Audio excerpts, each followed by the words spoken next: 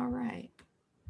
Well, good morning, everyone. My name's Marcia Hovey. I'm the chair of the board of CADRE, which is Collaborating Agencies Disaster Relief Effort. CADRE is the local Voad for Santa Clara County. I think everyone on this call probably knows what Voad means. We'll put it in the chat just to make sure that no one is uninformed. During the pandemic, we've been partnering with the Silicon Valley Council of Nonprofits. We want to welcome you all to this webinar.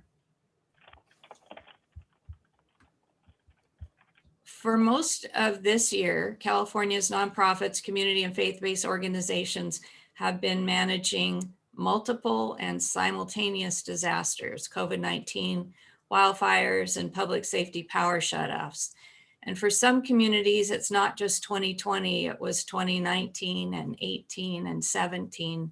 So now more than ever before, we have a wealth of knowledge about how to do long-term recovery in California. And we felt that it would be a good time to review what long-term recovery means and to capture those lessons learned.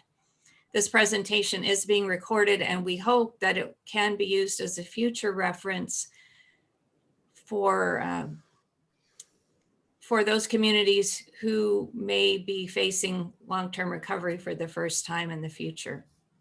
We have a very full program, so in order to get questions answered, if you could please type your questions into the chat. The presenters may answer those questions when they're not speaking.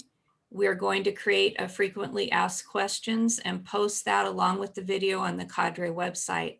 So if you have other expertise that you want to share, maybe you're not speaking today, but you do have long-term recovery expertise, please share it all, because we want this to be a great resource for people in the future. Anna and I will be posting links in the chat, and you'll be able to grab those links and download any of the reference materials that the speakers are talking about. And now I will turn it over to CADRE's lead trainer and the facilitator of today's webinar, Anna Swardensky. Okay, thank you, Marcia. On your screen are the objectives for today's session. They are as follows: to provide a forum for nonprofit and local government leaders to learn about the National Voad long-term recovery model, how it works, and who is typically involved. Our second objective is to also hear from communities who have successfully used this model to respond to the needs of their community. And so we are extremely pleased to introduce to you our first two speakers, Valerie and John. Valerie Brown serves as United Policyholders Senior Program Officer. She is a resident of Rancho Bernardo, a suburb of the city of San Diego, and has coordinated the long-term recovery efforts in the aftermath of the 2007 Witch Creek fire. She has an extensive background in crisis counseling, case management, and community coordination. With over a decade of disaster recovery experience, Valerie currently serves on the board of the disaster leadership team for San Diego County's voluntary organizations active in disaster and the National Aging in Place Council. John Chavez is with FEMA, our voluntary agency liaison from San Diego, California. He provides guidance to FEMA offices on the role of the voluntary agencies in the region. He also serves as the principal point of contact for voluntary and non-governmental agencies and is an instructor at the Emergency Management Institute. He has worked every kind of disaster and recently worked the volcano in Hawaii. John and Valerie, I'm going to turn the program over to the two of you. Thank you, Anna, for having us participate in today's webinar. I'm just going to jump right into it. Long-term recovery, if you'll hit that next slide, it's the longest and most emotional, trying phase of the disaster cycle. It's where the community gathers beyond relief and initial cleanup to focus on the actual rebuilding of homes and lives. It usually occurs when a disaster is over for most people in a community. It's very long, it's exhausting, and it's rewarding. And if your community has a Voad or a COAD, we'll talk about that in a second, it's a committee under those that activates post-disaster to hit those needs. The next slide. So we're going to back up a step briefly in case you're unfamiliar with the term Voad. The Voad slide, sorry. There we go. National Voad has 50 state chapters with multiple county and community chapters under each of those.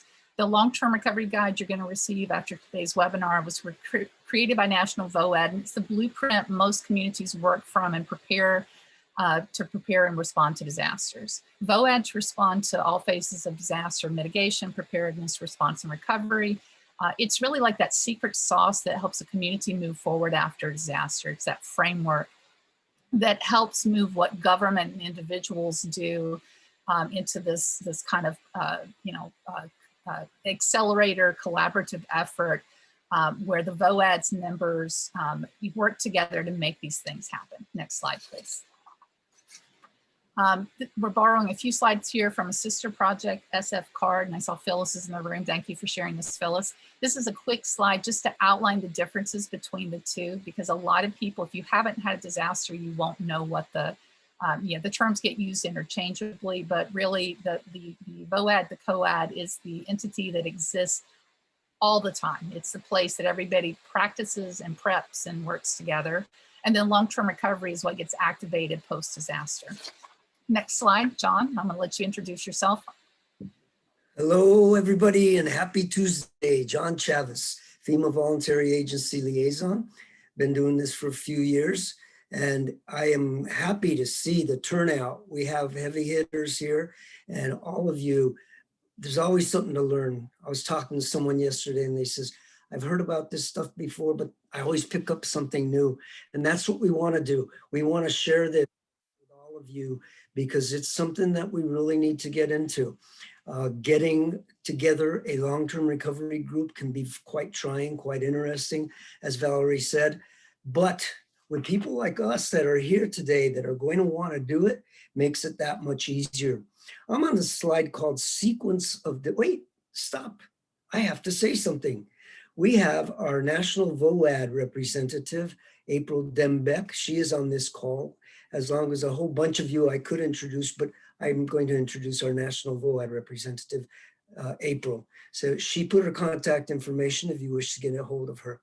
Okay, let's go back to the sequence of delivery. What is this thing? It looks weird. Looks like a government form with all kinds of boxes and stuff. Well, kind of yes, but kind of no. Sequence of delivery is something that we utilize to help us go through to make sure that people are served. As far as a disaster, when it happens, if you look at this form, you see the very top box says voluntary agencies. You look at the very last box, voluntary agencies. So the sequence of delivery of getting service to individuals starts with the voluntary agencies, all of you, and ends with the voluntary agencies. When a disaster strikes, we have the response teams go out, the local government, the voluntary agencies that do sheltering, that do feeding, and help out however they can. And so this is something that is the first step on getting things going. But the individual who was affected by that disaster has to look at themselves and say, okay, what do I have that I can do to help myself? Do I have personal insurance? Do I have money saved? Do I have a rich uncle? What do I have that can help me? And they have to look at those resources. Well, you would be surprised how many people don't have insurance. It's kind of scary, but these are the ones that land out coming and say, hey, I really need some help. Now, when people register for FEMA, you will hear me say over and over, register whether you're insured or not. And that is important because the person may not have additional living expenses and may need rental assistance. The person may not have items covered. So, or the settlement wasn't what happened. So register whether a person has insurance or not. Now, as far as the assistances they can get from FEMA, we have what's called the Individuals and Households Program. And this is helping individuals and helping them with their housing. As far as housing assistance, FEMA can give them temporary housing, like lodging expenses. I mentioned some people may not have additional living expenses. If they apply and they qualify, they can perhaps get lodging expenses paid for. They can get rental, or they can get direct housing, as in some of the areas for the California fires this year that just got totally wiped out. FEMA is bringing in some direct housing. We can give money for repairs. We can give money for replacement, and we can give for permanent housing construction. So that's the housing assistance that comes from FEMA. But when individuals register with FEMA, they get a whole bunch of papers. And if indeed they could qualify for a small business administration loan, SBA, they get an application. And then most of the times they go, what do I want a loan for? I just lost everything. And this is part of the registration process. If indeed they qualify to possibly receive a disaster loan, the SBA, the Small Business Administration, will send them an application. If they receive it, they must fill it in and return it. It is part of the process. If they do not, then they possibly cheat themselves out of the next box, which says other needs assistance, medical, dental, funeral, personal property. So if indeed they fill that out, SBA says, well, this person really can't afford a loan, they are sent back to FEMA to see if FEMA can help them. Now, if they qualify for that loan, they don't have to take it. And they can let SBA, look, I just can't afford this loan. And so it's a part of the process. So please, you hear me say this over and over. But wait, there's more. FEMA sends them letters. And on the letter, it says denial. And that throws shock into them that are already shocked. And they say, denied, why? But you got to read that letter. People need to read that letter and see why. Sometimes it's a need to send in proof of occupancy, because maybe there were two different families or more in the same residence, and they have to prove that they indeed lived at that address. So we have to look at that. But there's also another thing. If indeed they do have funeral, medical, childcare expenses, that's not dependent on returning the SBA application, but just return that application if they received it, all right? So then we look at the other needs assistance. What can we do to help them out? FEMA can give up to $35,500 for a maximum grant for housing assistance, and started last year, $35,500 for other needs. So there's a lot more that they're able to receive nowadays, and that is good. But not everybody always gets that, because not everybody that registers is eligible. Sometimes people register just because it's FEMA, and they say, government giving money away. Doesn't work that way. And sometimes they may register just to get a FEMA number so they can go to agencies and see what they can get help with. So there's a lot involved in this. If we follow this sequence, if the individuals do what they need to do to help themselves, then they come out a lot better. But $70,000 is not going to build a house in California. Maybe something, but not really. So what happens? We go to the last box, long-term recovery groups. Just what we're talking about. The long-term recovery groups that are going to help those individuals. And just like FEMA is not the whole answer, the recovery group is not the whole answer.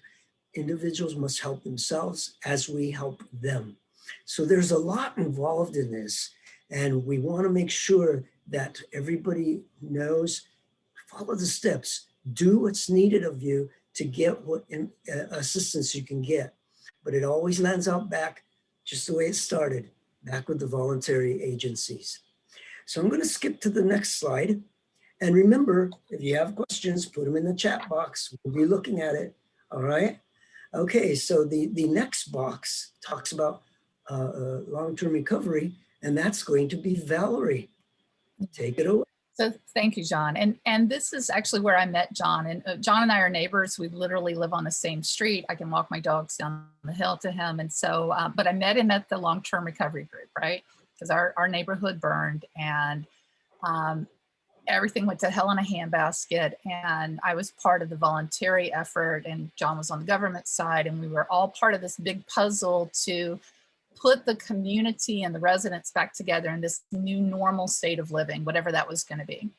A long-term recovery program is usually established by the community, often with outside assistance. So if you have a disaster, FEMA will come in and help you. Cal OES, your local government may have a plan, and together you're putting all of this together to figure out what long-term recovery is going to look like in your community. One of the handouts that you're going to get today is the Long-Term Recovery Quick Reference Guide from National Voad.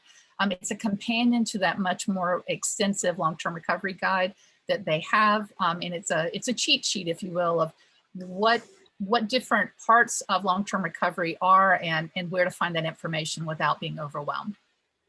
Long-term recovery, it can be the purpose of your effort can be very broad, or it can be very narrow, because that's really going to depend on the scope and the severity of the disaster, what community and partner resources are available, and what leadership arises to move this effort along. It's going to be very individualized. Next slide. And so the mission of your long-term recovery group is going to be to provide these services. You know, you fill in the blanks here, and this helps you see what it looks like for you. It's going to be created and it exists solely to operationally address the unmet needs of the community and its members through long-term recovery disaster case management, this collective use of resources when everything else has been exhausted. And really it's that sandbox during the recovery phase of disaster where everybody shares what they have to very effectively and efficiently help the community and the individuals impacted recover. And this committee is important not only to assist during this time in the immediate aftermath of disaster, but it can also assist in meeting the needs of people year round. So for example, San Diego's long-term recovery group stood up when COVID hit because we were able to figure out who had experience in feeding, plugging them in to expand that network for COVID-related needs, right? It's a joint way to partner and meet the disaster-related needs of people, like I said, in that efficient and organized way. Next slide. So here are the advantages of having a long-term recovery group. And these advantages are both to the individuals impacted by the disaster and the agencies trying to help. So you can see, this is focused more on the individuals. I'm going to highlight that first item very quickly. The 4 C's. This is the hallmark of National Voad and all the Voad chapters. And, the idea is that we're all in the sandbox and we're all following these 4 rules, right? We're going to collaborate, we're going to coordinate, we're going to communicate with each other, and we're going to coordinate. So the cooperation, all of these pieces fit into this puzzle that we're putting together to make the pieces actually fit together. Next slide, please. And so to make these advantages of reality, the long-term recovery group has several tasks to tackle once it forms. This is outlined, as I said, in that National Voad handbook and the reference guide. I'm just going to highlight a few items that fall within this. So you have to obtain information about the scope of the disaster. John talked about damage assessments. It's not just government doing it, FEMA doing it, it's also the local community, maybe funders. You have to determine why you exist. What are you trying to accomplish? Deciding on an operational structure. You could be a formal long-term recovery organization. In San Diego, we have a group called the Community Recovery Team. It's a nonprofit organization that exists independently. It chairs our Voad's long-term recovery committee, and it's always a player in whatever's going on in the county. Others put together a committee made up of the different agencies that respond. And if it's a smaller disaster, you might just have an unmet needs committee that's just focused on those people that are going to fall through the cracks without some resources to help them. Other things, it's talk about, governance structure, financial resources, etc. Next slide, please. This guidance is invaluable. Like I said, I met John at the long-term recovery. The resources that help you set this up, the handbook is great. The resources are there, but to put it into practice and to be able to make it a whole takes some guidance. And that's where your voluntary agency liaison, your VAL, is going to come in. And just one note before I pass it back over to John, you know, your community's volunteers, your paid staff hours, your in-kind, your financial donations, they're not just part of this amazing story to tell what you did to help your people, but it's something that can be leveraged as matched by your local government to access those state and FEMA dollars. And on this note, I'd like to turn it over to John. All right, thank you. And I'm smirking and smiling because I remember when I first met Valerie, I said, Valerie, this isn't something you want to hear, but we're from the government and we're here to help. And so that got us off to a good start. We were able to know that I had a sense of humor, but I can also be real when I have to. And when I do these type of webinars, seminars, workshops, I like to make people realize, hey, there's a lot that can be done. But we all have to work together. Who makes up a long-term recovery group? And we look at that. And we have the organizations that can provide resources. I've been working with a group recently, and I keep telling them, this is what we need. We need people that can provide services or can provide something. The 3 M's, money, muscle, materials. And if you look at this little graph we have here, it's something I whipped up a long time ago, where when we have an organizing meeting, we'll have the organization or the county or the group that's there, put their name down. And what can they provide? Can they provide assistance for long-term recovery, funding, case management, needs assessment? What can they provide? They mark that. And then we analyze it later and find out, hey, this agency can help with this. And we're going to show a graph later that shows a breakdown of what a recovery group looks like in regards to the various committees. But this relates to that. And this also relates to the national Voad. We talked about them. 63 agencies nationwide that can provide debris cleaning, provide medical, provide insurance advocacy, provide rebuilding. So there's lots of them out there. But what we have to look at is when we're organizing, who can provide what? And then once we start getting organized, and I'll talk about that, we can then ask for help from the national Voad partners. They don't self-deploy. Nobody self-deploys. That's totally wrong. You have to be asked. So here we go to the next slide, which talks about the long-term recovery group leadership needs. In order for the national, for a long-term recovery group to be recognized by national Voad and to have some of those agencies come to help, the group has to have a name. They have to have a board of directors, an administrative team. They have to have a mission statement. They have to have bylaws, and they have to have a fiscal sponsor. And here's where I say those famous words, steal shamelessly. It is okay to steal shamelessly from other groups that have been established over the years. Call the Val, call the state Val, call Val, and find out, hey, what's worked elsewhere? Don't kill yourself recreating things. Steal shamelessly, find things that have worked elsewhere and work it out.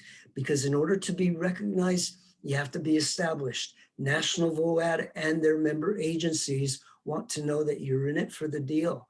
You want to have a recovery group and you're not just doing this fly by night type of thing. You're there because it takes a while. Valerie, I met her 15 years ago and she's still doing this, bless her heart. So it can be long-term and it does get into your blood, believe me. So make sure if you establish a group, you have to have these things here: name, board of directors, mission statement, bylaws, fiscal sponsor. And like I said, mission statement, bylaws, difficult thing to do. Ask for some from other places and tailor them to your community because it's your community's recovery group. I don't come in here and tell you what to do. I just offer best practices. The rest of the groups offer best practices. Your community, make it fit your community. Next, I want to look at the next slide, which shows committee core functions. This is by no means what a recovery group should look like in the way of, oh, you have to have case management, community assessment. You can have others than this. This is just a sample to let you see that what you do have is you have a board of directors, and then you have the various committees. Finance, that's something you need. Case management, something you need. Community assessment, crisis counseling, construction, volunteer coordination. And then you're looking at this and you're saying, well, what about this or that? Well, this or that can fit in there. So what you want to do, this is just an example. And this one, when I show this slide to people, it's usually an aha moment. Oh, I get it, man. And they look at that and they see what the finance group does, that they talk about the financial planning. They seek donations and grants. They coordinate with the funders. A lot of communities have a community foundation. A lot of recovery groups partner with them to have them be a source to help them. But wait, there's more. There's also the national Voad agencies, kind of like Church World Service.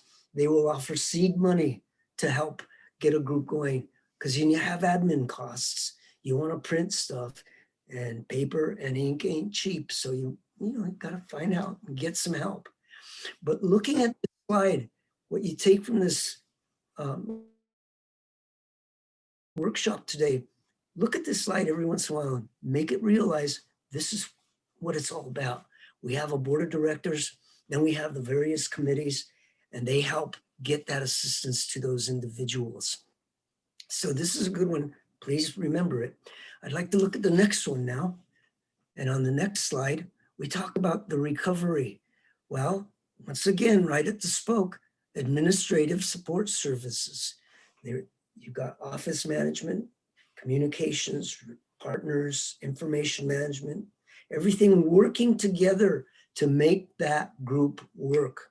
And it's hard, yes, indeed, but it is so rewarding, and it's helping you and your neighbors. And the community can say, wow, these guys are pretty good.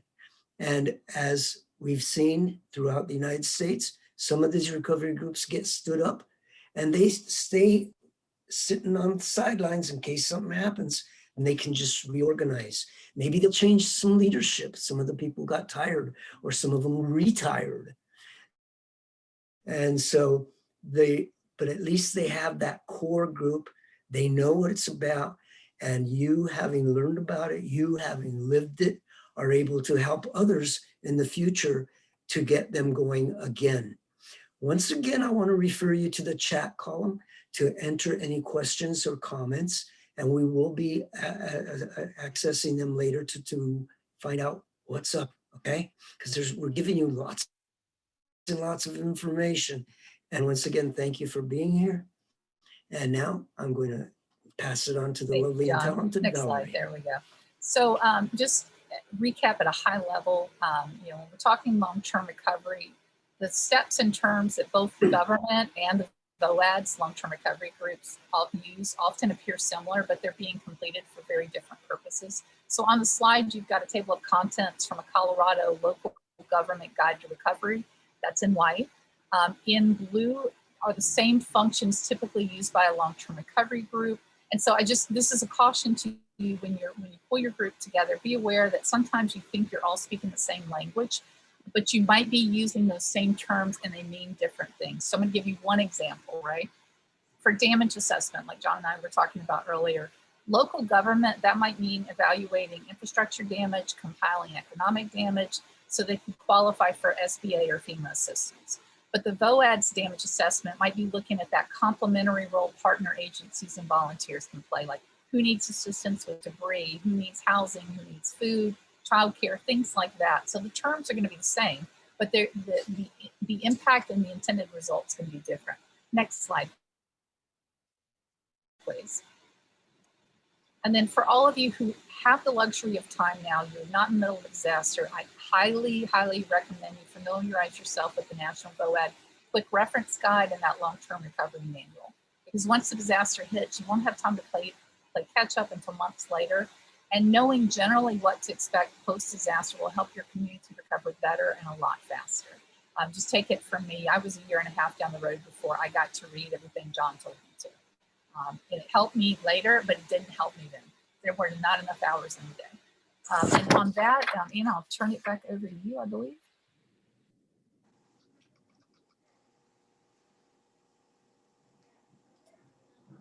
Anna, you're muted. Sorry. Sorry about that. Okay, wonderful. Thank you, John and Valerie.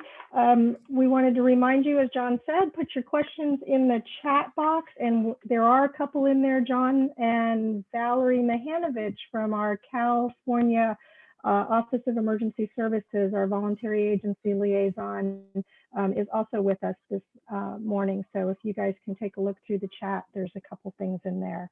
Our next segment that we wanted to bring to you is an important perspective about how is long-term recovery actually funded. And we're really pleased to have with us two speakers to share with you, Giovanni Triceri and Susan Englund. Giovanni joins us as the Vice President of Regional Recovery and Partnerships, where he leads the philanthropic efforts for disaster response and recovery at the North Valley Community Foundation in the wake of the Camp Fire in Butte County, California. Giovanni's role is to coordinate with national, state, and regional agencies and community organizations to quickly and effectively address the challenges in the aftermath of the fire, ensuring that resources are directly serving those displaced by the fire with long-term impact on regional recovery. To date, over $70 million has been raised, with over $35 million in grants awarded for emergency response and long-term recovery initiatives. Giovanni has over 20 years experience in community development, philanthropy, and nonprofit management. He specializes in facilitating grassroots initiatives that require region-wide collaboration and civic engagement from diverse circles of community stakeholders. His work focuses on addressing complex issues across cultural, political, and industry sectors to create collaborative working solutions. And we'll introduce our second speaker, Susan, when we get to her slides. And I'm going to move this forward, and Valerie, feel free to jump in as well with the facilitation.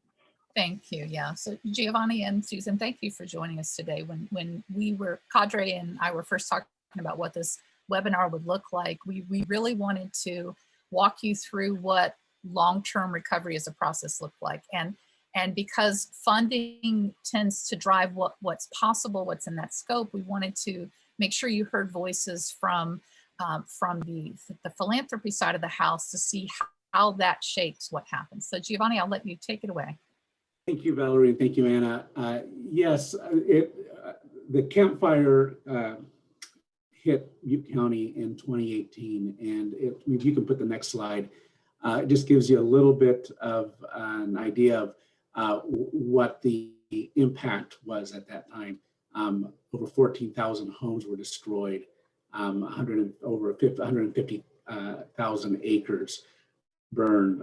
It was a devastating fire for our community. It's still the most, the deadliest wildfire in California history. And so our response as a community needed to be as large as the disaster was. And so we did stand up and became the fiscal sponsor for our long-term recovery group that formed quickly after the fire. And now that group is called the Campfire Collaborative. But I want to talk to you about three things that we learned in funding long-term recovery. Maybe if the next slide there. One of the things is we realized we needed to have a collaborative funding model.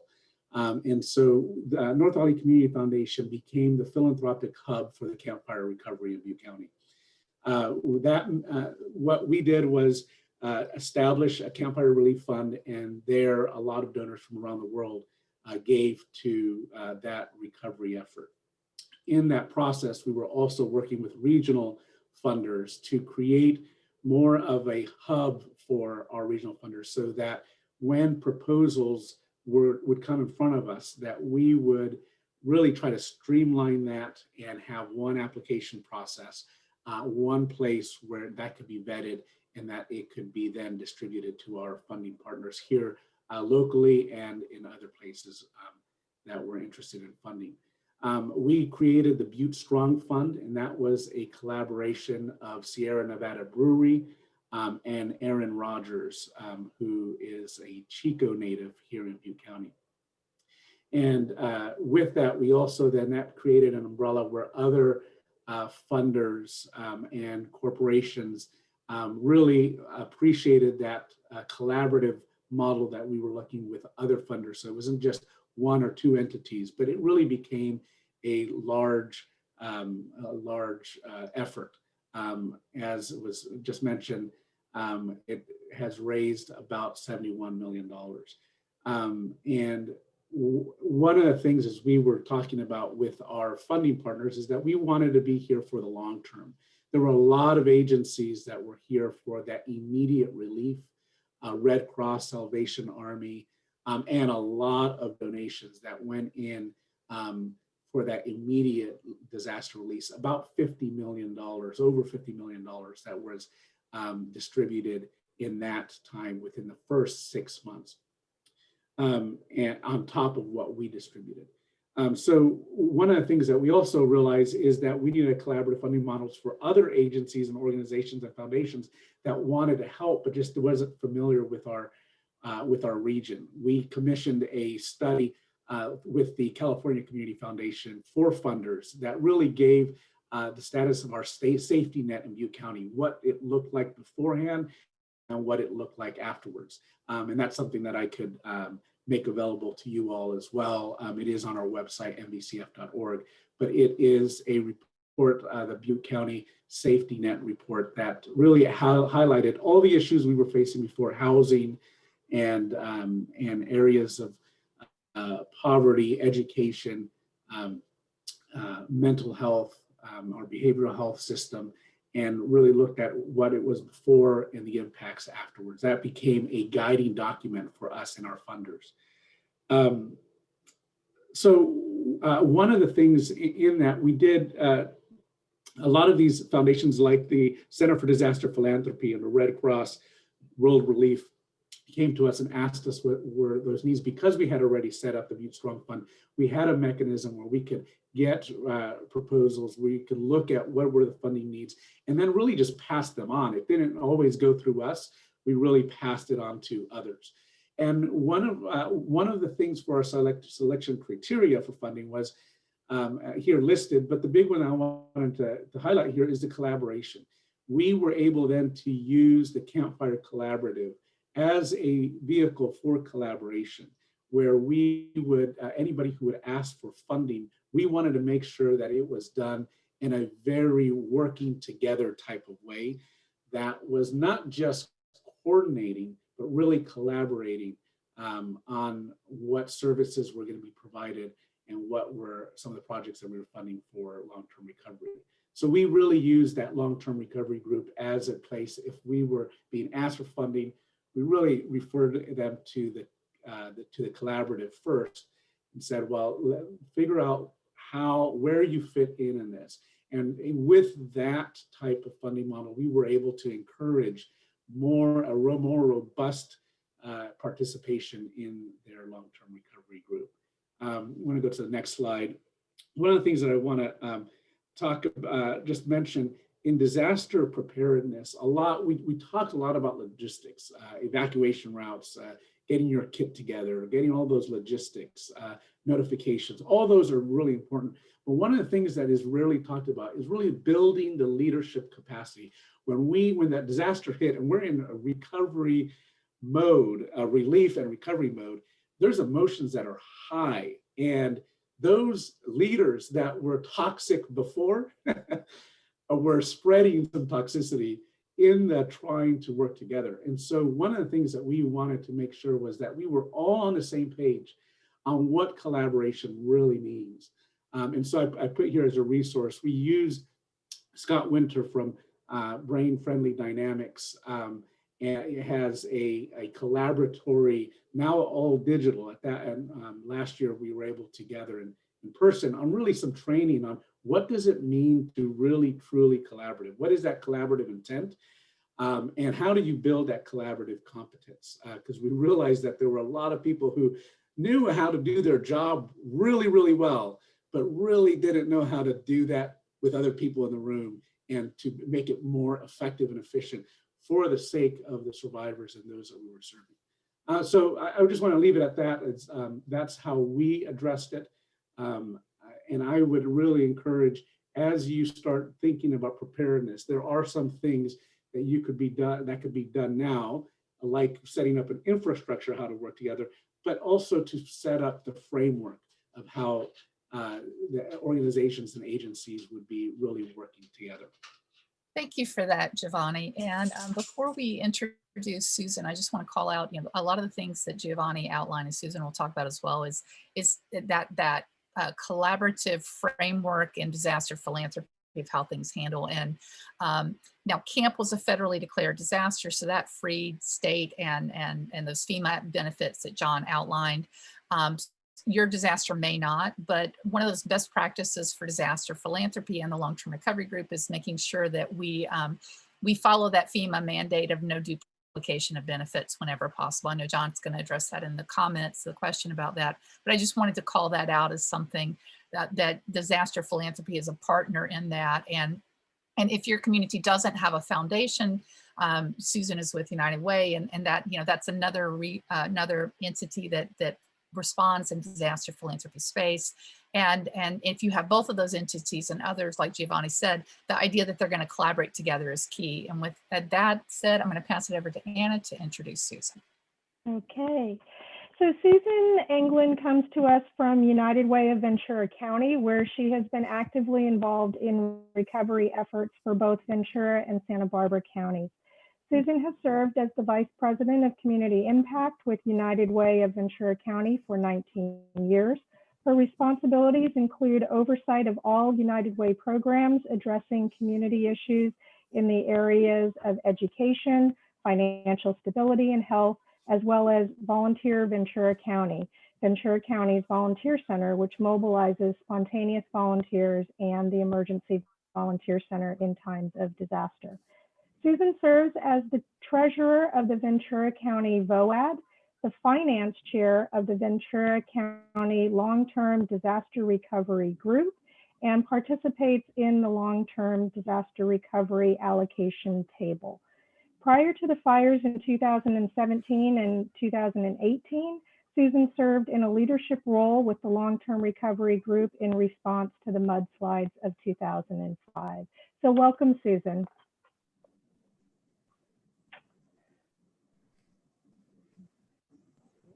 Let's get you unmuted. Are you there?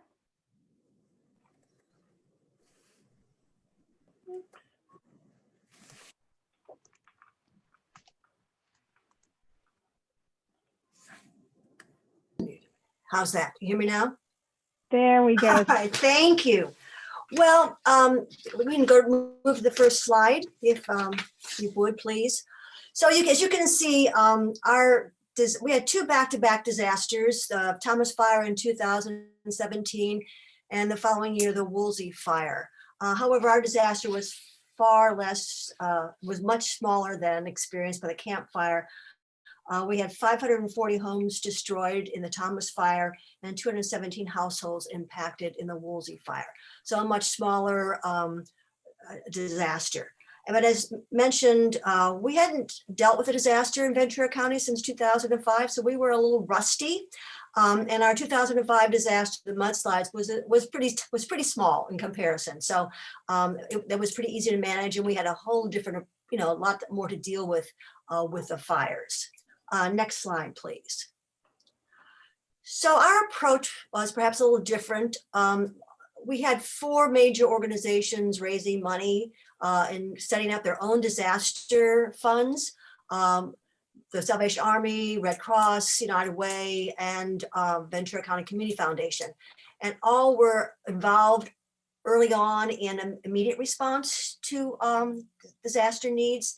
And then our approach with long-term recovery was, when we pulled the group together, we didn't actually have a long-term disaster recovery fund, but instead all of our partner funders designated a portion of what they had raised for long-term recovery. So they addressed first the immediate needs, and then with dollars remaining, dedicated those to long-term recovery. So our funders all then came to the allocations table, pooling their resources, deciding what was appropriate for them to respond to and the amount they would respond to. So we collaborated, but we were still a little bit independent or a little bit siloed in our approach, but it worked for us. It may not work for everyone, but it did work for us. We were able to have those conversations and move along. We would have a case brought to us, and each agency would decide, well, I'm able, or they'll set their limits for funding and would decide what they were willing to support. So it was kind of a patchwork approach to funding the needs that we were experiencing in Ventura County. All again, we were focused at this point for individual needs. You can move to the next slide. Our financial assistance was to fill those gaps, the last stop after everything else had been pursued, looking at those needs that were remaining. And we really gave our priority consideration to those vulnerable populations, seniors, disabled, low income, those who just did not have the personal resources to address their needs. We were a little slow in identifying what the assessment needs were. We came together, we knew we had funders, we knew we had some money, but we were really struggling to understand what the needs were. So we did not reach out to a lot of other funders. We were just working with the dollars we were aware of. Down the road, we caught up with needs assessments and were able to identify the numbers and the kinds of needs and dollars to respond to those needs. But we did not have a budget for what we needed to raise in order to meet all the needs. It worked out for us, but that was probably a shortfall on our part. And as I said, assessing needs was late in our process. So that's why we were able to focus, or that's why we did focus on the unmet needs of extremely vulnerable populations, because we just didn't have the information that would have allowed us to do additional fundraising. We did later on also reach out to our community partners in the business community, appliance stores to work with us, a Lowe's grant to help with landscaping, which was not covered by insurance and other sources. And so as we identified needs, we then sought community partners to work with us to support those needs. Can we move to the next slide? I agree with Giovanni that the collaboration, the cooperation is truly important. No matter how you approach it, you really have to all be talking together and sharing your information and letting others know what you're able to support and what you can't support, so that we can address all those needs. We raised, more than 1.5 million was given in assistance to over 500 households. 2 to 3 years later, we're still working with 45 remaining households. $1,150,000 went for repair and rebuilding cost on furniture and appliance replacement, and over 300,000 help with lesser needs. A lot of that had to do with a rental assistance. We really needed to support families and households until they could move on to their long-term recovery as they waited for other sources of assistance to materialize. Thank you so much, Susan. I know you've got to go, so I wanted to see if you and Giovanni just had any last minute comments to make, just one nugget, advice, because I know you're going to be gone, leaving soon to join another meeting. So just one comment you want to share with everyone to drive the role of philanthropy in long-term recovery. Well, no doubt it's managing relationships, letting the funders you work with on an ongoing basis know of your interest in your work in disaster response. And I think just maintaining those relationships and utilizing those relationships. And I'm gonna echo that. That's how to really on the relationships, how to really work together. And that's why I can't emphasize enough, really seek out some collaborative leadership practices and training so that everybody can be on the same page, so that we can learn how to really effectively communicate with each other. And those first days, you'd be like, what is this guy thinking? This guy's crazy. Or you just have these, everybody has so many ideas, and how do you navigate through those? I would recommend investing in tools that will help you work together. Thank you. I think that would be the takeaway I would make sure everybody has as well. It's because it's all about the relationships and the communication and that coordination. Those 4 C's and relationships are going to get you there. On that note, Anna, I'll pass it back over to you. Okay, well, I want to give a very warm thank you to Susan and Giovanni, to Valerie and John for all of the wisdom that you have so far shared with us, and for staying on board for the next segment, which is we're really excited to bring to you guys a segment now to learn from and hear from a set of speakers who've actually been in the trenches, so to speak, on this topic. So our first speaker up is Adam Peacock, and Adam is the co-chair of Rebuilding Our Community, Sonoma County, otherwise known as ROC Sonoma. That's Sonoma County's long-term recovery group that was formed in response to the 2017 wildfires that ravaged his community. This work has given Adam significant experience in building collaboration with local and national nonprofits and with local, state, and federal government agencies. A native of Sonoma County, Adam has long been involved in community engagement efforts including the Santa Rosa Violence Prevention Partnership, Santa Rosa Together, and various service events championed by the faith community. Prior to his work with ROC Sonoma County, Adam served for 15 years as the lead pastor for City Life Fellowship. Currently, Adam serves as director for Sonoma County Churches United Relief, a faith community collaborative for community engagement. He is a graduate of University of California, Los Angeles, and Adam, his wife Joanne, and their 4 children live in Santa Rosa, California. Adam? Yeah, thank you so much. I hope everyone can hear me. I am so grateful that we're having this discussion. I think it's extremely vital. I'm remembering back in 2019 when California Office of Emergency Services hosted a call where 9 counties across California had active long-term recovery groups. And in light of what's taken place here in 2020, I think that number is probably even higher now. And so this is a super relevant topic, and really grateful for what has already been shared. As you heard my background, it's in the faith community. So when I started this work in 2017, I had no background in long-term recovery group work or even disaster response. So it has been a steep learning curve, but I've been helped immensely by people on this call. John Chavez was our FEMA Val in 2017 as we were getting started. He encouraged us, as you've already heard, to steal shamelessly. And so much of what you're going to hear me talk about in the next few minutes really is the result of the work of others. Many who were on this call, I think about the Vosses from World Renew and the work that they helped us do.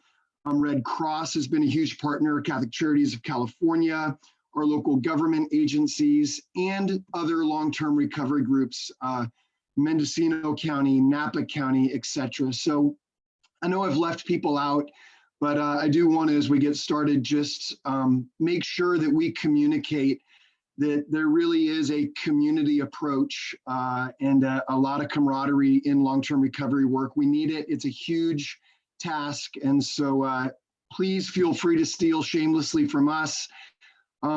I'm just going to take a couple of minutes to tell our story, but I do want you to know that we want to make available a handbook that we've produced. It's about 106 pages, and it's a boots on the ground kind of companion piece to the National Voad long-term recovery handbook. And so again, we'll make that available to you. So if we can go to the next slide, John talked about some of the items necessary to be an official long-term recovery group. One of those is a mission statement. Our mission statement for Sonoma County is a collaborative network that addresses the long-term recovery needs related to the disaster of the 2017 Sonoma County fires. Next slide. Just a little bit of a background. In 2017, we had 4 fires that kind of broke out in our area at the same time. 2 of them burned significantly in Sonoma County, which was the Tubbs fire and the Nuns fire. 24 lives were lost, 5,300 homes were destroyed. At the time, that was the most destructive wildfire in California history. My heart just goes out to Butte County. The Camp Fire was just magnitudes beyond that. But this was a massive wildfire disaster. We had over 16,000 people register with FEMA in Sonoma County in response to that. One of the things that a FEMA rep told me, just as you're thinking about scope, is that roughly 10% of people who will show up and register with FEMA will end up being candidates for long-term recovery help. In our case, it was just a little bit less than that. We had 12,023 clients that emerged out of those 16,000 FEMA names. Sonoma County did not have a strong Voad at that time, so both the immediate response and our long-term recovery had to be built from the ground up. The 2017 wildfires began what's now a 3-year cycle of significant disasters hit Sonoma County. So we've had flooding since then, and we had significant fires with the Kincaid fires in 2019, and then this year with the LNU complex and glass fires. So I'm going to be focusing on 2017, but this is certainly a work that's an ongoing work for us in Sonoma County. If we can go to the next slide, just a brief overview. We have roughly had 45 nonprofit, philanthropic, and faith-based organizations aligned with also government support from County of Sonoma, City of Santa Rosa, et cetera, and private sector help.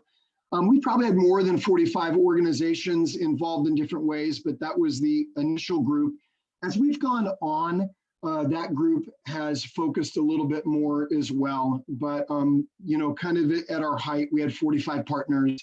Some key goals that we pursued together, that no one would fall through the cracks in our community in the return to Saturday.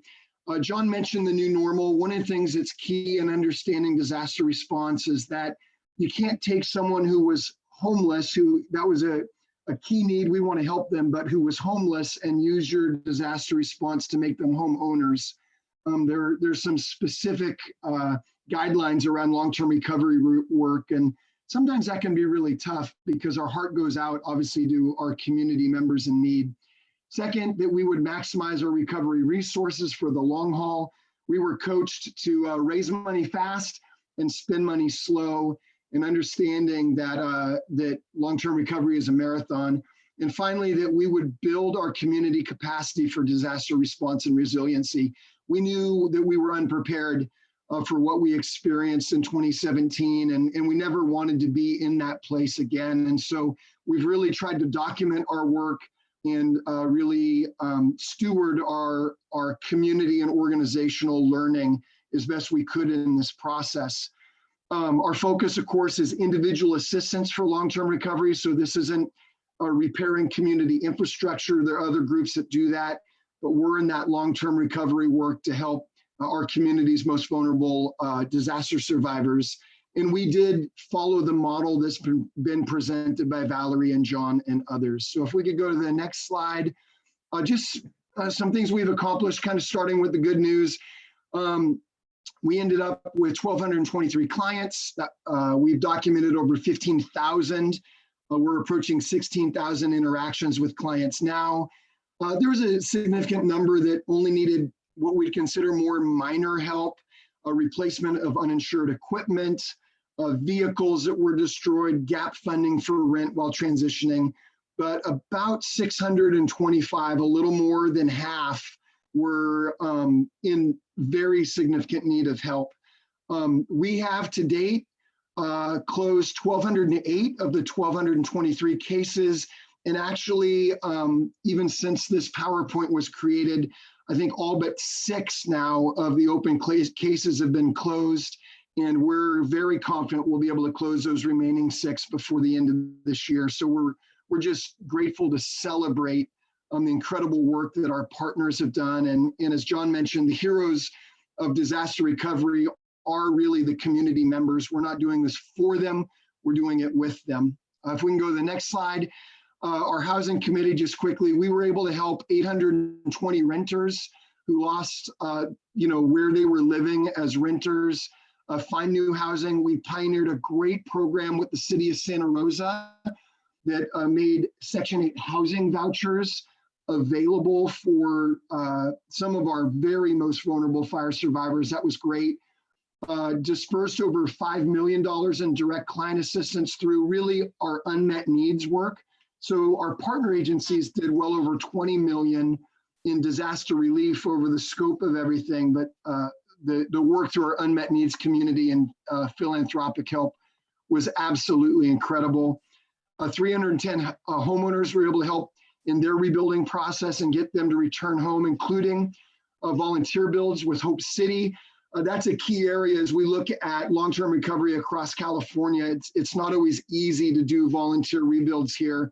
And so when we take a state approach or a Northern California approach, that's something for us to look at. And we've established a physical rock resource center that's helped us in multiple disasters. And I want to give just a shout out to Napa because their long-term recovery group was one of the first, along with San Diego, to show us how important a physical place can be. So just in closing, key takeaways from our journey: you can't underestimate the importance of communication. That's not just between the agencies collaborating, but your ability to distinguish the work you do from other disaster response in your community, your ability to collect data and make it accurate, and your ability to let disaster survivors in your community know that you exist. It's essential. Bringing expectations into alignment is also a key thing. So an example of what that looks like is not just within the organizations collaborating, understanding that this is a marathon, but also with your funders. I think of an example where we had someone who gave a really sizable contribution, but they remained really frustrated because they were expecting, life-changing long-term recovery testimonies in 3 months after they made that donation, and really helping them understand that when we're dealing with long-term recovery, some of our clients, it's going to take them years in their recovery process. Finally, collaboration is hard work, especially because it's not always equitable. The agencies and nonprofits, the different groups we bring together, some have to move further than others in regards to collaboration. A great example of that was in finding the platform that we were going to use for contact management, data management, all of those sorts of things. Some agencies were already using that. Others were trying to use their own platform and that new platform, which meant double work for them. And so it's not always easy. There's so many other examples, but I want to make sure that I leave time for other great presenters. So thank you so much for the opportunity to share our story. Thank you, Adam. Okay, our next speaker is Mike Ferreira, who joins us from Shasta, Tehama. Mike is the initial chairperson for the NorCal Community Recovery Team, and he then chaired the Unmet Needs Committee for the 2018 Carr, Hertz, and Delta fires in the Redding area. Mike is the past chair of the Northern California Lions Disaster Recovery Team. He currently chairs Shasta Tehama Voad and is one of our newest members of our Northern California Voad executive team. He's a past chair of the advisory board for the Redding Salvation Army Corps as well. He was awarded the Lions Club President's Award for his disaster relief work in the 2013 Clover Fire. Mike is actually a full-time financial advisor and business owner. And after a tough personal battle with cancer and losing a young son to leukemia, he has dedicated his life to service and improving the far Northern California area through leadership, inspiration, and perspiration. He has 3 adult children and an understanding wife, Carla. Thank you for joining us, Mike, and take it away. Thank you, Anna. I appreciate the opportunity to be able to share with you. Okay, we're going to talk about the car fire. The car fire, 229,000 acres, which in 2018 standards was huge until the Camp Fire and the losses that were there. This first slide that you're looking at, you can see all of those red dots on that slide. Those are the properties that were destroyed. Most of them within a 3-mile radius of an area just to the west side of Reading. 1,100 homes destroyed, and there are 3 small communities that are out in that area. That 2 of them were historic communities, one coming out of the building of Shasta Dam, one being the original county seat for Shasta County, and then some affluent areas at the bottom of that picture.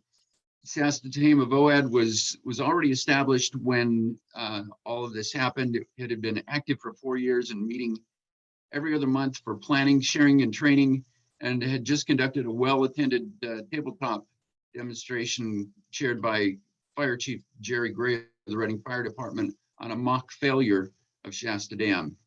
That was very fun. Next slide. The car fire was known of for the Firenado. This was a not wind-driven, but wind-generated. It made its own wind enough that next picture, we had 135-mile-an-hour winds in the heart of the fire as it was right at the edge of the city limits of Reading.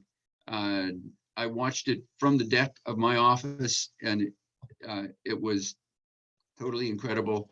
And the folks of Reading should be very honored that our fire departments were able to get this thing knocked down when they did.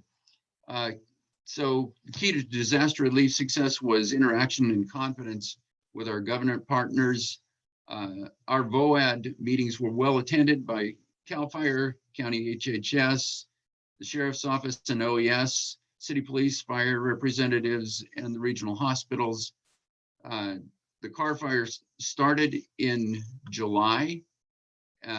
So resources were fresh at that time. There hadn't been major incidences, and we weren't really in competition with other areas.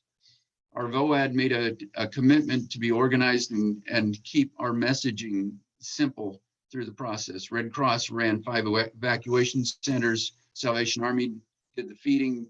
Bethel Church Global Response set up a disaster relief center that was huge and unprecedented.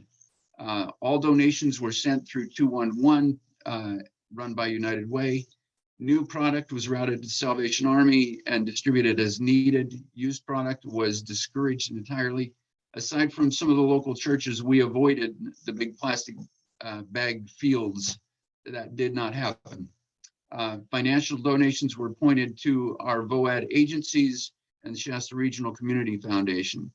So we had an 83 agency local assistance center set up by the county, and that took us through the disaster response section. Then it came down to recovery.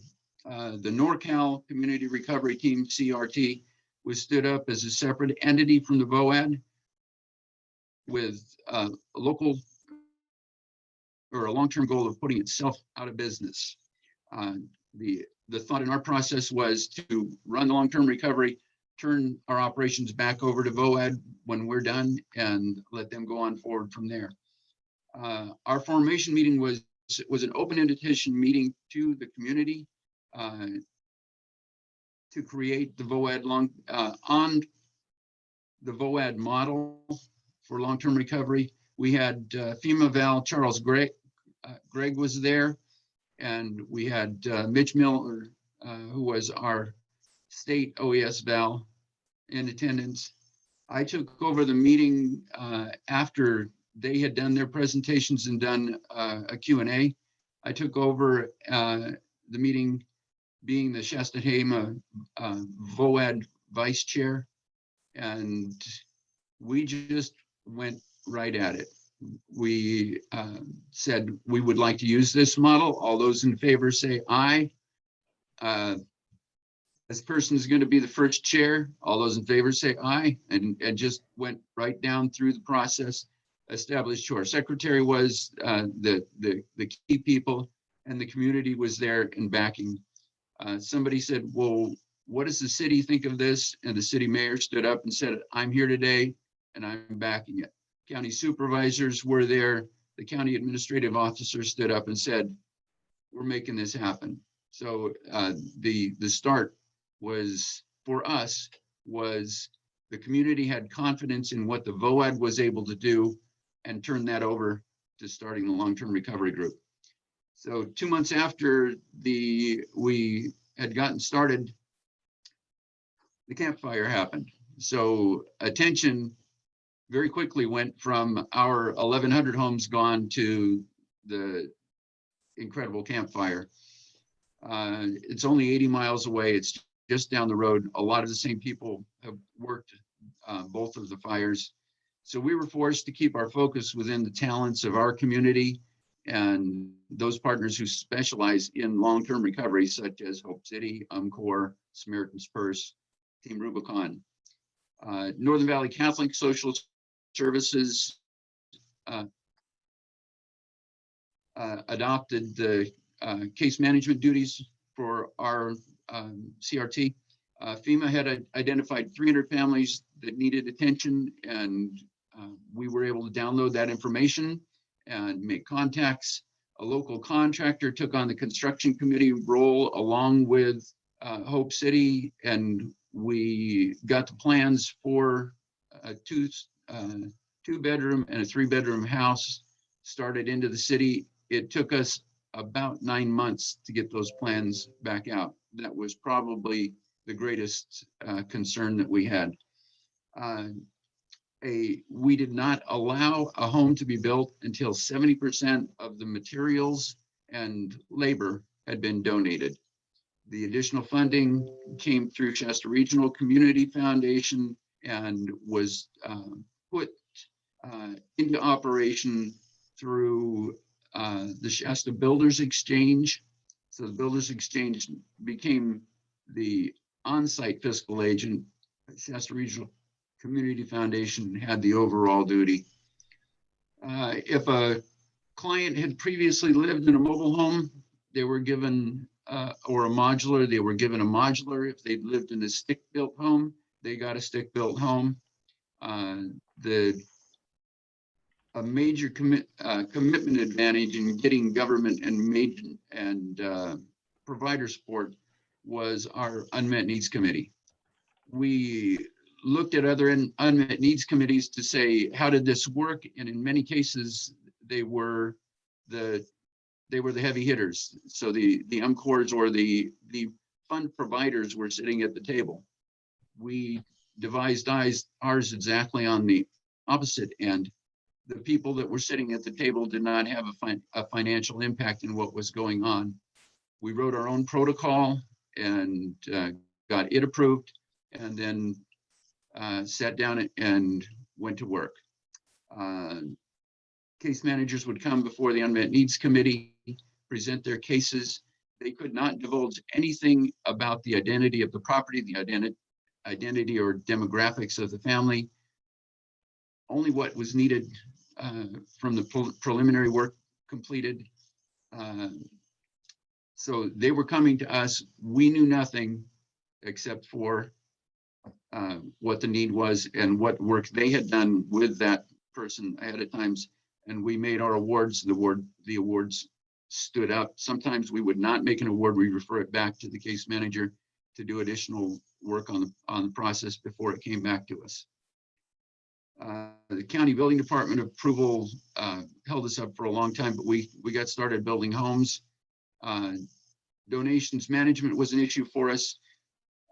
It takes a lot of space, time, and effort, and we did not want to be expending valuable assets on putting things into storage and maintaining a 60 to 90,000 square foot storage space with labor and all. So we had to pass on a substantial amount of donations that were made available to us, but we made up for it with effort. 18 months after the fire, we were still holding weekly meetings, alternating between the executive committee and the full CRT. We're now 30 months down the road. Our CRT is pretty much folded. We have completed our work. I talked with the current executive chair, and he says we'll be done in February. So houses built, people handled, and in 30 months. We're very proud of that. And thank you, Anna. All right, thank you, Mike. And so our last kind of story to be told is from Ann Watley. And Ann joins us as the facilitator of the Ventura County Long-Term Disaster Recovery Group, a collaborative of more than 50 organizations from all sectors of the community jointly working to coordinate assistance to residents impacted by the 2017 and 2018 wildfires and create a more resilient region. Ann, I'm going to jump right to you and shorten the intro. There you go. Great. I think you've heard two stories. There's a lot of similarities, so I don't think we need to spend a lot of time. I'll just highlight a few things that maybe are a bit different than the approach you've heard. First, I want to talk about, there's a lot of different numbers that get thrown around to describe the disasters. And if you're working on this, you can kind of make yourself crazy. There were questions about how do you track all of this. It's an imperfect science, I would say, that there are lots of different ways, especially as Adam talked about, like trying to collectively have that there are always going to be pockets of information that you're not going to have. So the numbers that Susan gave were about destroyed homes. You get numbers from the county that talk about destroyed structures that are over 1,000. And then our group also looked at people who lost income or their livelihoods because of it, which adds to the number of people who are impacted. So just that's a word to explain all of it. I would say that why don't we go to the next slide? Because I think a lot of what we do is very similar to what you heard from others. Wanted to just highlight that we took a network approach, which you've heard that term in some of these other slides. I would point out that we did not form a new 501c3. So we have the United Way that is serving as the fiscal sponsor for this work. They are also the fiscal sponsor for our Voad. And as we are kind of looking at it as like a loose collaborative. So we agree on first principles that the work that we're trying to do collectively, but there are partners who are doing other work that allows them to stay within their areas of focus. So like Susan was talking about on the funding side of things, people come together with what they're able to do, but the funders also provided assistance through their own organizations separately, and they made the other partners aware. But this recovery needs all the hands that they can get, and so we did not try to put restrictions on what people could do. That also relates to we were first called the Thomas Fire Recovery Group, and then a year later the other fire happened and we had a long discussion. We included the Woolsey fire folks. Other disasters have come up. There was the Borderline mass shooting that happened actually on the same day that the Woolsey fire started. We had conversations, did not include that recovery work that is still happening for those who were impacted by that. But a lot of the relationships that were developed through this work are being leveraged. The same with COVID. There are a lot of the same partners that are doing the work. We have a lot of, we share information through the long-term recovery group, but in order to stay focused on helping those from these disasters, we did not take that on as like adding to the caseload. And really what we were, when we had those conversations, it was about what is the advantage that this group, like what could we really bring to it that's not going to be accomplished by others? And when we really sorted that out for these others, the other disasters, it just didn't seem appropriate. So we can go to the next slide. As others have said, this is challenging work. So, and that is just the nature of the beast. And so we can get to the lessons that a lot of them get to that. So that's the next slide. The first one you've heard also, drawing on the experience and examples of others. We did borrow shamelessly from the Sonoma and other partners, but I would say there's no perfect solution. You're going to have to change things. It took us a while to get started. There were large meetings for the first 4 or 5 months. So the Voad was convening. We had partners, but we had real difficulty really convalescing around what will the long-term recovery group look like. And that also, so there were fabulous partners who were already helping survivors in their own work, but actually getting people together to say, okay, what are we going to collectively do? What's our focus going to be? That took time and getting people on board. So there's real trust building that has to happen. But I feel like now, because that we did this work, that things are working better. So I would say don't lose heart if you are working in a community where it's taking some time to put it all together. And as I said, be a connector. Don't try to control all aspects. I would say that relates to, we had like there are people who wanted to give funds. We encouraged them to do it through our processes, but if they felt like there were certain community members who don't want to work with established organizations, we have like the Undocu Fund 805 here, which is working specifically with a lot of farm workers who, especially at the timing of this, were just really nervous about giving their contact information to any organization that might have interactions with the government. We just had open communication. There were organizations that were trusted within those communications. They were working with folks. If there were situations where they could be referred to particular programs that we were running, we tried to help that, but we didn't require folks to kind of like to do anything.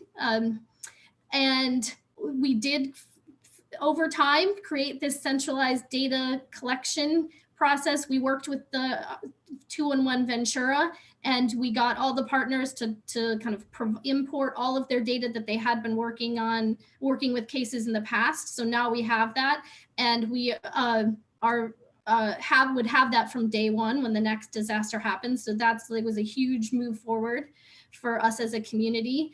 On rebuilds, we have a slightly different model. We did not have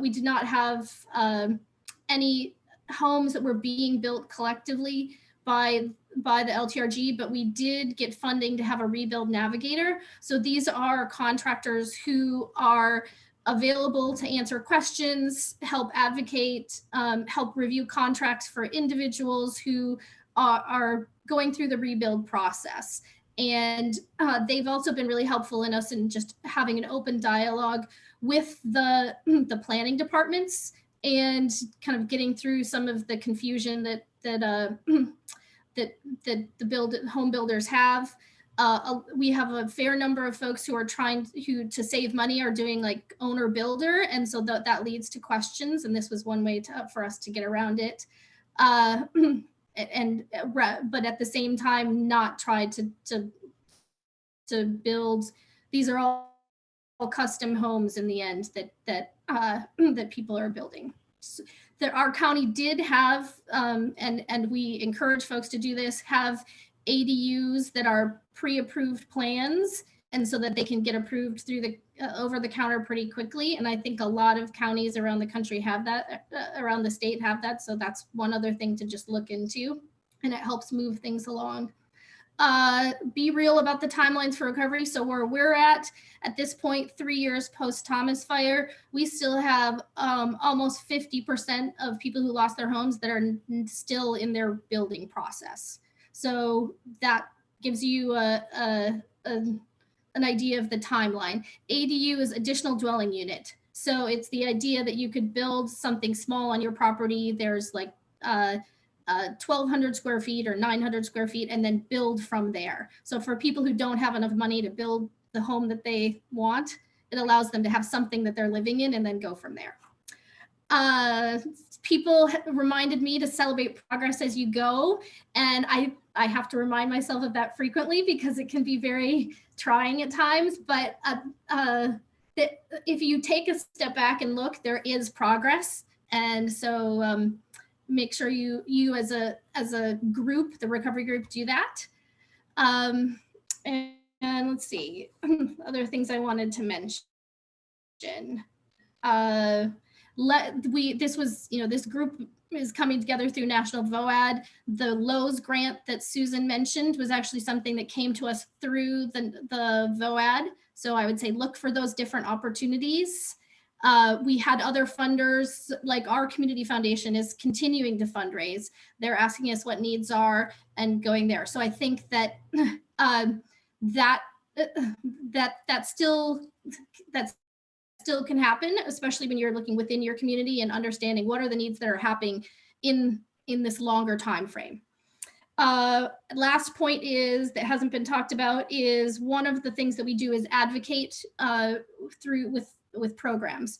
For example, the Recover California program, which was a federal grant that came to the state of California for folks to help with rebuilding costs. They came and did presentations around to impacted communities, and the timelines were just really slow. So we were, our elected officials were contacting the state and saying, our people really need this help now. Let's keep moving it along. And so really tapping into where you can in order to just help move processes forward, because when you're able to speak as the long-term recovery group collectively versus just individual survivors, that you can move things a bit more quickly. I think that hits the highlights because I want to leave time. Okay. Ooh, we're right at 11:30. So thank you, Anne, for sharing your wisdom and your experience. I want to bring us to some closing remarks by John and Valerie, and then Marcia will do our final housekeeping for the session. So John, can I turn it over to you, I believe? I will be delighted. Thank you so much. Thank you, everyone, all you emergency managers and all of you for what you do and are doing. And kudos to those that I've worked with in the past. I thank you so much. But I want to bring out a couple of things, please. One is that all disasters do not get declared. And this is something that we have to think about. What Valerie talked about, damage assessments, FEMA, Small Business Administration, city, county, state, they will do assessments in communities to find out indeed, can that community, can that county fund and help people that were affected? Is it beyond that? Then is it going to be where we're going to have to call in the state or the federal government? And so if it does get as high as the president and the federal government, then you get the declared disasters like I talked about and showed you the sequence of delivery. So what we have to remember is, granted, you may have been affected by a disaster, but it may not have been getting a federal declaration. So we have to look at that. Can the community help? Is it beyond that? I know some of you are questioning, you've experienced some. Feds didn't come into town on white horses with lots of money. It happens. And we have to look at what can the community do to help itself. But if it's beyond it, then we may possibly, and you notice I use possibly, maybe, and all that, because it's the federal government, folks. We have to remember nothing's a given with them except taxes. And so what we have to look at is, was it a federally declared disaster? And that's what I went over on the sequence of delivery. But you can also use that when your community is trying to get things going. And the other thing is we have to remember, be aware of duplication of benefits. Somebody brought that up. You do not want to duplicate any benefits that you receive. The money FEMA gives you, it's earmarked what that money is for. People receive that letter and it says, you're getting this much for that. that much for this. So we really have to be careful. And I know we went over tons of stuff today, and this was awesome. And I understand it's being recorded and it can be used again. And thanks again to all of you, Anna, Marcia, Phyllis, all of y'all out there, and all the speakers. Good job. You guys did well. Thank you. With that, lovely and talented Valerie Brown. Just thank you all. Realize, as Ann said, and everyone shared, we all borrow, steal, and commandeer other people's material shamelessly. So don't feel like you're in this by yourself. Reach out to your resources if something happens in your community, and because it has to be. It's all about relationships. It's all about collaboration. So just don't feel like you have to do this yourselves.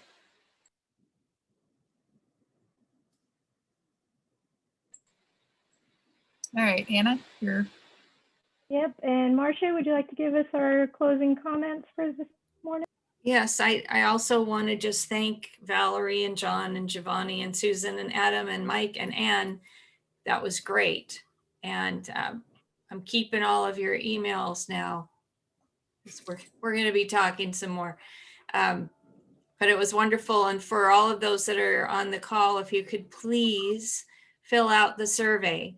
If you pick up your phone and put it in picture mode, it'll actually scan that little QR code and take you straight to the survey. Or you can link it from the chat, or we're going to send it to you by email too. But it's really important that we get your feedback. You can still send questions because I know it's a big topic, and as you're kind of getting into the details, you may have more questions. So send them to us. You can send them to the CADRE email. Maybe Anna can put that in the chat. And we will add that to the frequently asked questions and try to get as many resources shared across the state as we possibly can. And I think that's it. Anything else, Anna? Nope. Okay, well, thank you all. And it'll give us a couple days to get the recording and the PowerPoint up on our website. And then we will also get the other documents up there as soon as we can too.